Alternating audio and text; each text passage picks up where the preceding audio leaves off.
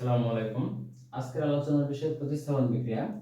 প্রতিস্থাপন বিক্রিয়া এইটা শুরু করার আগে আমি একটা উদাহরণ দিয়ে দিই, তাহলে বিষয়টা ক্লিয়ার হয়ে যাবে সবাই।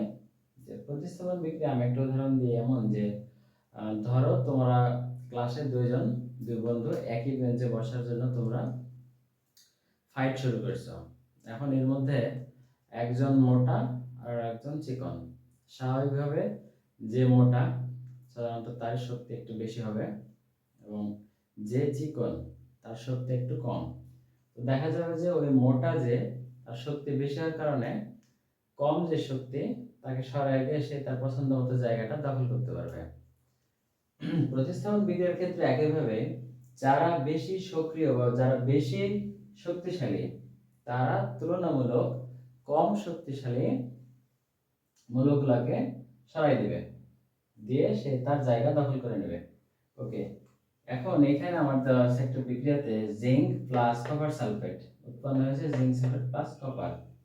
এইখানে আমরা যদি দেখি যে জিঙ্ক এবং এইখানে কপার, এই দুইটার মধ্যে আমি এখানে একটা ছন্দ আকারে লিখে দিয়েছি, জিঙ্ক আর কপারের মধ্যে জিঙ্ক বেশি শক্তিশালী, তাহলে জিঙ্ক এইখানে কপারকে এখান থেকে সরিয়ে দিবে।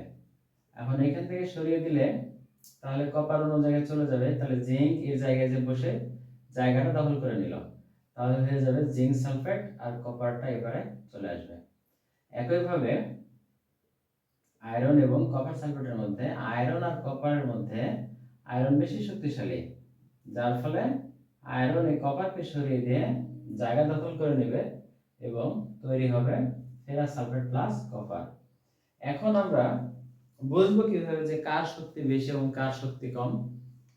এইটা বোঝার জন্য আমি এখানে একটা ছন্দ লিখে দিয়েছি, সেটা হচ্ছে কি, কে না কে মাইকাইভার এলো যেন ফিরে, সোনা পাবে হাই কালু হাজি আজ এটাবে আমায়। ওকে, এর মধ্যে কেতে হচ্ছে পটাশিয়াম, নাতে সোডিয়াম, কেতে ক্যালসিয়াম, ম্যাগনেভারে এমজি ম্যাগনেসিয়াম, এলোতে অ্যালুমিনিয়াম, যেনতে জিঙ্ক, ফিরেতে এফ অর্থাৎ আয়রন, সোনাতে হচ্ছে এসএন অর্থাৎ টিন, পাবেতে লেড যেটাকে বলে প্লাম্বাম। ওকে, তারপরে হাই হলো হাইড্রোজেন, কালুতে সিইউ অর্থাৎ কপার, হাজিতে এইচজি বা মার্কারি, এবং আজে হচ্ছে এজি অর্থাৎ সিলভার, এবং পিটাবেতে পিটি অর্থাৎ প্লাটিনাম, এবং আমায় হচ্ছে ইউ বা গোল্ড। এর মধ্যে পটাশিয়াম থেকে অ্যালুমিনিয়াম পর্যন্ত এরা হলো খুবই বেশি সক্রিয়।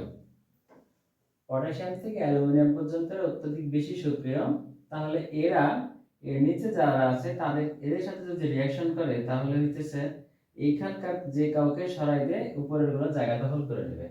একইভাবে এদের সাথে যদি এদের কোনো হয়, রিঅ্যাকশন হয়, তাহলে যেমন এখানে আছে আয়রন আর এখানে আছে কপার, তাহলে আয়রন আর কপারের মধ্যে বিক্রিয়া হলে কপারকে সরাই দিয়ে আয়রন সে জায়গাটা দখল করবে, যেমনটা ঠিক আমরা এই বিক্রিয়াতে দেখতে পেলাম। আবার একইভাবে এখানে জিঙ্ক, জিঙ্কের সাথে কপার, তাহলে কি জিঙ্ক উপরে আছে মানে জিঙ্ক বেশি সক্রিয়, তাহলে জিঙ্ক কপারকে সরাইতে জায়গা দখল করে নেবে।